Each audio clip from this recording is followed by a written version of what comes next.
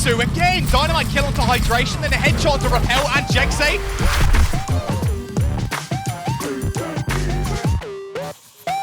Hey guys, hope everyone enjoyed the break over the last few weeks, but we are back playing games, which means I am back breaking down my favourite play from this week's win versus Houston. So it's the end of Hollywood. We've had a very fast attack and Outlaws are on to their last 30 seconds or so, which means that if we are to win this fight, we're going to win the map and go up 2-0 in the series. But as always in Play of the Week, things haven't started great. Outlaws have decisively won the fight with 5 members strong, and 3 of our players now have to swap onto stall heroes just to touch the point. Now there's a few things I want to talk about before we break it down fully.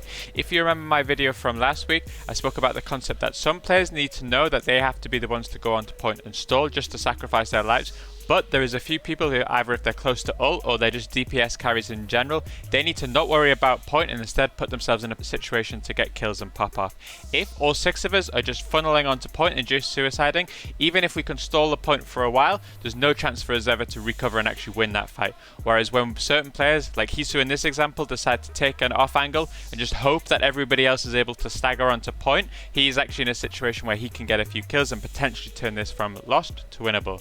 And what you need to look out for here is the 3 people on our team that have decided to swap onto stall heroes, Fury, Sado and Astro, are all going to come back in, but they're all going to slowly take it on turns. And what they're going to do is they're going to jump onto point, they're going to take a little bit of damage, and they're going to hide and try and heal it back up.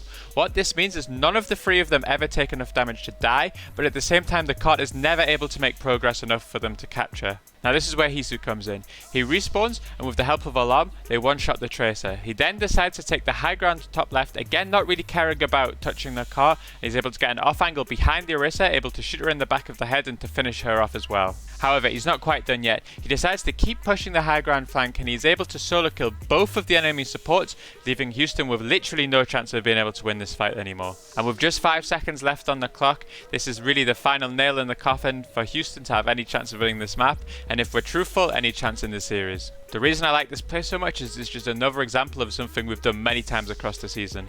We're able to keep our composure and know-how and keep snatching victory from the jaws of defeat.